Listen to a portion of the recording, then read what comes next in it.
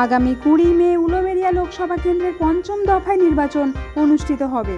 India জোটে উলুবেড়িয়া লোকসভায় বাম সমর্থিত জাতীয় কংগ্রেস প্রার্থী আজহার মল্লিক উলুবেড়িয়া পৌরসভার 10 নম্বর ওয়ার্ডে বাউরিয়া গয়লাপাড়ায় মঙ্গলবার উলুবেড়িয়া পৌর উত্তর এরিয়া কমিটির উদ্যোগ ও ব্যবস্থাপনায় জোট প্রার্থীর সমর্থনে বিশাল জনসভা আয়োজিত হয়।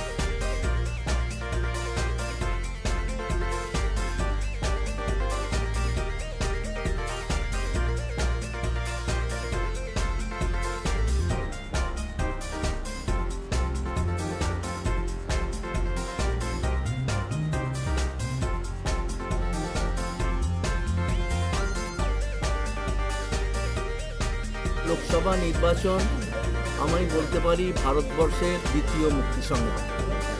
কারণ গত 10 বছর ধরে ভারতবর্ষে একটা জানোয়ারের রাজত্ব চলছে, পশুর রাজত্ব। অধিকার নেই, মানুষের কোনো জীবন জীবিকা নিশ্চয়তা নেই। সংখ্যালঘু থেকে শুরু করে দলিত যারা তফসিলি, সেই সমস্ত মানুষের অধিকার সমস্ত খর্ব হয়ে যাচ্ছে। মা বোনদের ইজ্জত লুট হচ্ছে দিন দুপুরে। ভারতবর্ষ রাজ্যে এই সমস্ত নারী বাঁচাওয়ের নাম করে নারীদের অধিকার খুব খর্বিত হচ্ছে। শিক্ষার 12টা বেজে গেছে, সবচেয়ে বেশি বেকার 45 বছরের পর।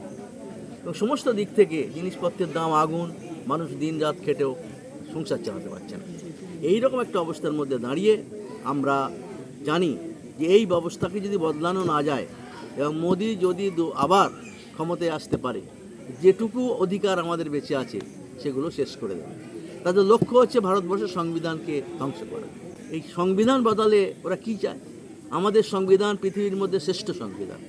শ্রমিকের, কৃষকের, মধ্যবিত্ত, ছাত্র, যুব, মহিলা, গরিব, আদিবাসী সমস্ত অংশের মানুষের অধিকারের মধ্যে সীমিত আছে। কাজের অধিকার, শিক্ষার অধিকার সমস্ত কিছু তার মধ্যে রয়েছে। কিন্তু মোদিরা চাইছে কি আরএসএসের নির্দেশিত মনুসংহিতা কায়েম করতে। ওরা বলে যে এই সংবিধান চলবে না, তারা মনুসংহিতাকে নিয়ে আসে। এবং মনুসংহিতার যদি সংবিধান হয় তাহলে উচ্চবর্ণের কিছু মানুষের স্বার্থে ও সংবিধান রচিত হয়েছিল। নিম্নবর্ণের মানুষকে মনুসংহিতায় মানুষ বলে মনে করা হয় না। নারীদের পায়ের নখ থেকে জন্ম হয় বলে বলা হয়ে থাকে, নারীদের কোনো অধিকার সেখানে থাকবে না। অন্যান্য ধর্মকে তার দ্বিতীয় শ্রেণী তৃতীয় শ্রেণীর নাগরিক বলা হয়েছে, শুধু উচ্চবর্ণের হিন্দু ছাড়া। সেই মনুবাদকে তারা সংবিধানকে বদলে কে মনুবাদী সংবিধান কায়েম করতে চায়। তাহলে ভারতবর্ষের যে ব্যাপক ঐক্যবদ্ধ আমাদের দেশ, জাতি, ধর্ম, বর্ণ, ভাষা নির্বিশেষে আমরা যে ঐক্যবদ্ধ একটা সংস্কৃতি গড়ে তুলেছি, বিশ্ব সংস্কৃতি ভারতবর্ষের, একে খতম করে দিয়ে আরএসএস ভারতবর্ষে ঘোষণা করেছিল 1925 সালে যখন তৈরি হয় যে তাদের 3টে দুশ্মন। একটা হচ্ছে মুসলমানরা, দ্বিতীয় হচ্ছে কমিউনিস্টরা, আর তৃতীয় হচ্ছে খ্রিস্টান।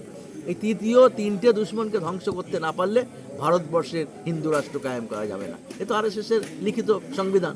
তাহলে সেই পথে যাবার জন্যে আজকে বিজেপি সরকার আরএসএস সেই লক্ষ্যে এগিয়ে যাওয়ার চেষ্টা করছে। দুর্ভাগ্য আমাদের দেশে এই বর্বরদের জায়গা করে দিয়েছে ওই চোরের রানী মমতা ব্যানার্জি। মানে জীবনে কোনোদিন হয়নি। অর্ধেকের বেশি মন্ত্রী জেলে রয়েছে। মন্ত্রীর রক্ষিতার ঘরে 400 কোটি টাকা পাওয়া যাচ্ছে, মানে চোরাই টাকা। এরকম ঘরে ঘরে এই সমস্ত চলছে। মোদির সঙ্গে দিদি একটা সেট আছে, বাইরে একটু গালাগালি করবে, কিন্তু ভেতরে জানে মোদির সঙ্গে যে আমরা এখানে লেফটকে যদি খতম করতে হয়, তৃতীয় শক্তি এখানে থাকবে না, আমরা আর আপনারা থাকবো। তার জন্য যা করার দরকার পেছনে একজন আরেকজনকে সাহায্য করে একে প্রতিষ্ঠিত করা এবং গণতান্ত্রিক শক্তিকে নির্মূল করে দেওয়া, এটাই হচ্ছে মমতা মোদির লক্ষ্য। সেই লক্ষ্য ভারতবর্ষের ফ্যাসিবাদ কায়েমের সঙ্গে সম্পর্কিত। সেই জন্যই ফ্যাসিবাদকে যদি পরাজিত করা না যায় তাহলে মানবিকতা বাঁচবে না, সভ্যতা বাঁচবে না, সংস্কৃতি বাঁচবে না, ধর্মের অধিকার বাঁচবে না। এই সমস্ত শেষ করে দেবে। কারণ ফ্যাসিবাদ যেখানে এসছে সেখানেই জানোয়ারের রাজত্ব কায়েম হয়েছে। হিটলার করুক, মুসলিনি করুক, তোজো করুক, যেই করুক পৃথিবীর বিভিন্ন জায়গায়, এই আজ মোদি সেই ফ্যাসিবাদ এখানে কায়েম করতে চাই। যাবো আমরা ঢোল পেটাই, ঢোল নিয়ে নিজের গান গাই। আমরা কি করেছি মানুষ জানে, আর ওরা কি করছে সেও মানুষ। সুতরাং ঢোল পেটানোর আমাদের কোনো ব্যাপার নেই। আমরা এই এলাকায় গরিব মানুষের যে অধিকার, শিল্পের অধিকার, শ্রমিকদের অধিকার, শিক্ষার অধিকারকে প্রস্তারিত করার জন্যে যে কাজ বামফ্রন্ট সরকার করেছিল, এরা সব কিছু শেষ করে দিচ্ছে। এখন সব কিছু চুরি, পয়সা না দিলে কিছু হয় না, সব কিছুর দাম আছে। এবং সেই ঘুষের রাজত্বকে তারা প্রসারিত করছে উপর থেকে নিচে পর্যন্ত।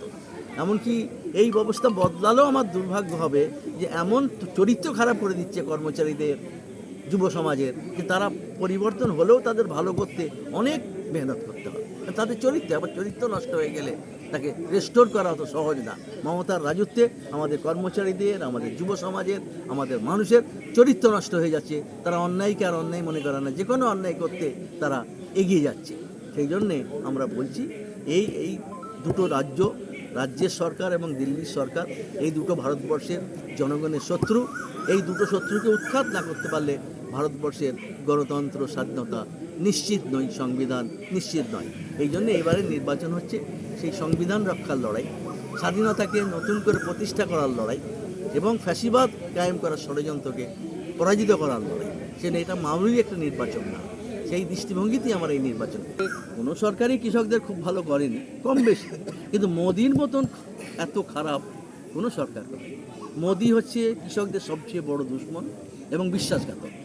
নির্বাচনের আগে কৃষককে যা প্রতিশ্রুতি দিয়েছিল, ফসলের 1.5 গুণ দাম দেবে, ঋণ মুকুব করবে, সে সমস্ত কিচ্ছু করেনি, উল্টে তার উপর চাপ বাড়িয়ে দিয়েছে। ধীরে ধীরে আদানি আম্বানির মতন কয়েকটা বড় বড় ক্রোড়পতি কর্পোরেট, তাদের হাতে কৃষিটাকে শিফট করে দেওয়া হয়েছে। মোদির লক্ষ্য ছিল কৃষককে কৃষি থেকে সরিয়ে দিয়ে সেখানে কর্পোরেটকে বসানো। কর্পোরেট জমির মালিক হবে আর কৃষকরা হবে তাদের জমিতে কৃতদাস।